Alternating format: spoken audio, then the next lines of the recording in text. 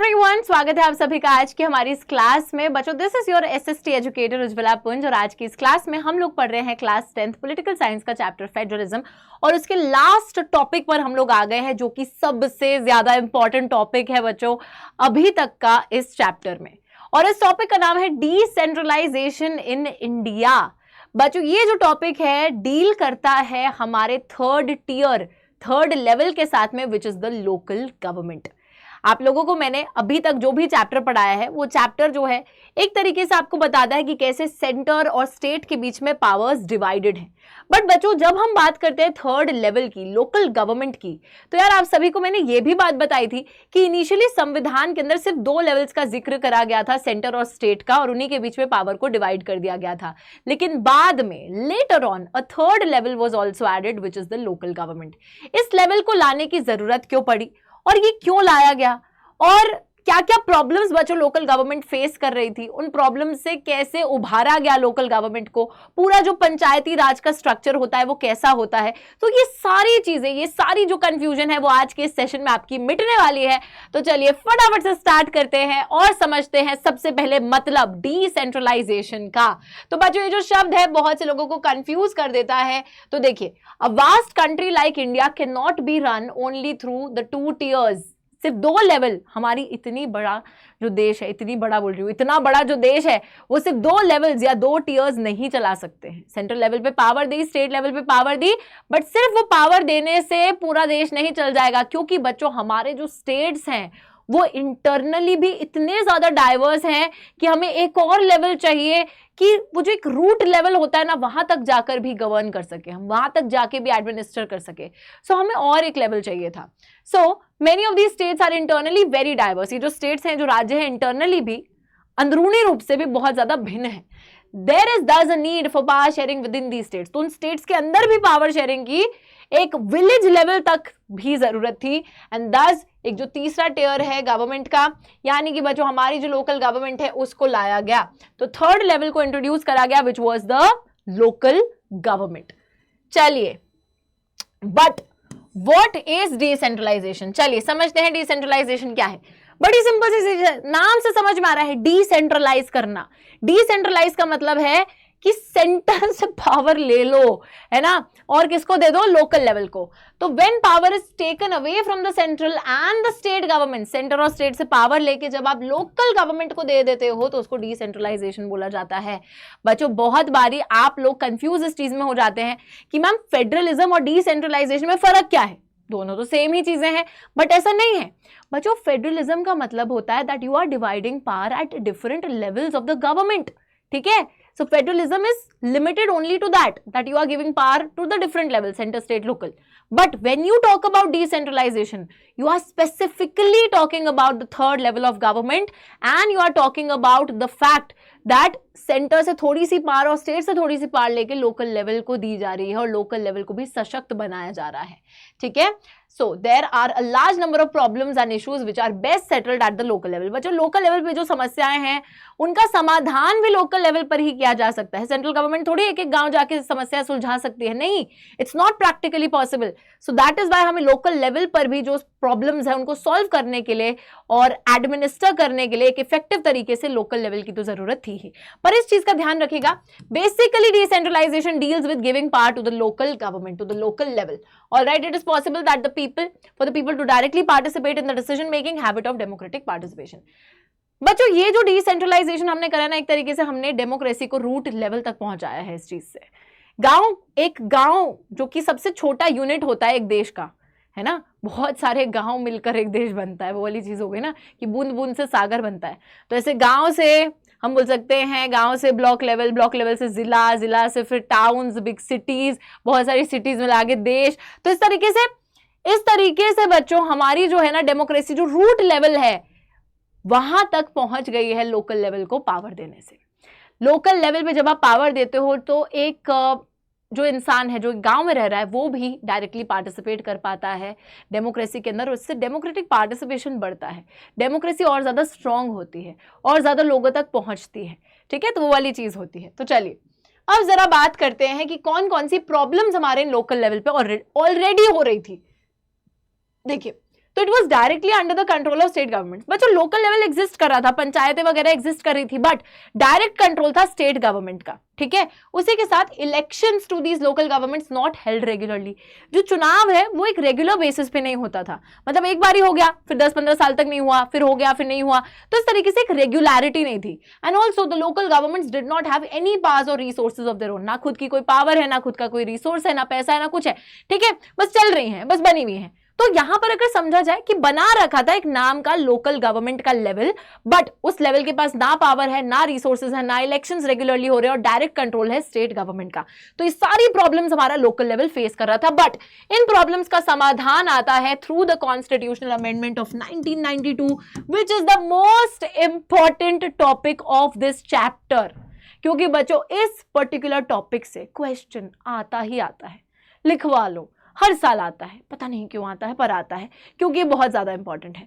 तो बच्चों इन सारी समस्याओं के चलते संवैधानिक रूप से एक अमेंडमेंट आती है, मतलब कि बदला जाता है हल्का सा संविधान को 1992 में, और लोकल गवर्नमेंट को और ज्यादा पावर्स देने की कोशिश करी जाती है थ्रू दिस अमेंडमेंट। कौन कौन से चेंजेस आते हैं इस अमेंडमेंट के थ्रू, चलिए देखते हैं।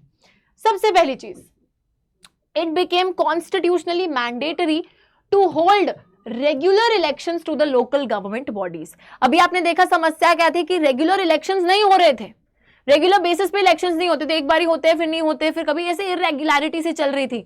बट अभी कॉन्स्टिट्यूशनली मैंडेटरी कर दिया, संवैधानिक रूप से ये कंपलसरी कर दिया कि रेगुलर इलेक्शंस होंगे, कि अगर हर 5 साल में होते तो हर 5 साल में होंगे। दूसरी चीज, seats reserved in the elected bodies, executive heads of these institutions for the scheduled caste, scheduled tribes and other backward classes। तो OBCs, SCs, STs, बच्चों जो हमारी पिछड़ी हुई जातियां हैं उनके लिए सीट्स को रिजर्व कर दिया गया इन द लोकल बॉडीज। तीसरा चेंज क्या आता है, चलिए देखते हैं। एटलीस्ट 1/3 जो सीट्स है महिलाओं के लिए भी रिजर्व कर दी गई। This is a very revolutionary thing, क्योंकि बच्चों देखो जो विमेन रिजर्वेशन बिल है ना, पार्लियामेंट में जो रिजर्वेशन है वो तो अब पास हुआ है, लेकिन लोकल गवर्नमेंट में महिलाओं को रिजर्वेशन पहले से मिल रखी है। 1/3 रिजर्वेशन महिलाओं को दी गई है सभी सीट्स के लिए। और उसी के साथ एक independent institution state election commission का बनाया गया इन ईच स्टेट। तो इससे क्या होगा, जो आपके पंचायत के इलेक्शंस है और जो आपके म्यूनिसिपल इलेक्शंस है उनको एक फ्री और फेयर तरीके से कंडक्ट कराया जा सके, तो स्टेट इलेक्शन कमीशन भी उसके लिए एस्टैब्लिश कर दी गई। और लास्ट पॉइंट यहां पर आता है कि state governments are required to share some powers revenue with the local government bodies and the nature of the sharing varies from state to state. साथ ही बच्चों अभी तक क्या हो रहा था, ना तो पावर है ना रिसोर्सेज है, डायरेक्ट कंट्रोल है स्टेट गवर्नमेंट का, जिसकी वजह से लोकल गवर्नमेंट ढंग से फंक्शन नहीं कर पा रही थी। बट अभी क्या कर दिया गया, स्टेट गवर्नमेंट को बोल दिया गया कि अब आपको कुछ अपनी पावर्स और कुछ जो रेवेन्यू है यानी कि जो पैसा है वो ट्रांसफर करना पड़ेगा लोकल गवर्नमेंट बॉडीज को। और nature of sharing varies from state to state, तो किसी स्टेट में मतलब स्टेट टू स्टेट वेरी करता है, कोई स्टेट गवर्नमेंट ज्यादा कर दे कोई कम कर दे, ठीक है, बट पावर और रिसोर्सेज शेयर करने हैं। तो ये 5 बदलाव आते हैं through the constitutional amendment of 1992, जिसका पूरा मकसद ये था कि हमारी जो लोकल गवर्नमेंट है उसको और ज्यादा मजबूत और ज्यादा स्ट्रांग बनाया जा सके। तो आपने क्या क्या देखा, रेगुलर इलेक्शंस को कॉन्स्टिट्यूशनली मैंडेटरी कर दिया, एससीज एसटीज ओबीसीज के लिए सीट्स रिजर्व कर दी, 1/3 सीट्स विमेन के लिए रिजर्व कर दी, स्टेट इलेक्शन कमीशन को बनाया गया, एस्टैब्लिश करा गया, ताकि बच्चों हमारे जो इलेक्शंस है वो एक फ्री और फेयर तरीके से हो सके। एंड लास्टली स्टेट गवर्नमेंट को ये बोला गया कि आपको कुछ पावर्स और रेवेन्यू लोकल गवर्नमेंट बॉडीज के साथ शेयर करने हैं।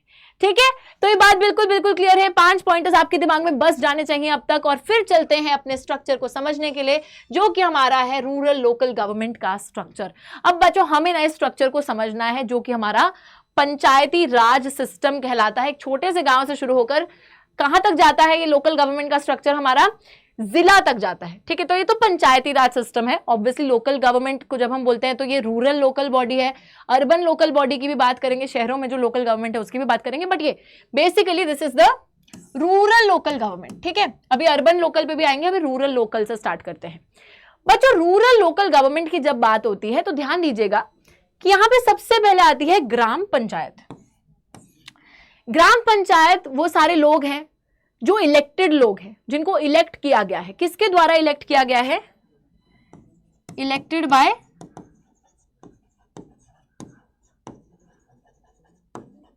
ग्राम सभा। ग्राम सभा कौन होती है, चलिए समझते हैं। यार तो हमारी जो एक पंचायत होती है, पंचायत क्या बोला जाता है, जैसे गांव हो गया, एक बड़ा गांव है तो उसको पंचायत बोल दिया जाएगा, या फिर कुछ 2-3 छोटे गांव है तो उनको मिलाकर पंचायत बोल दिया जाएगा।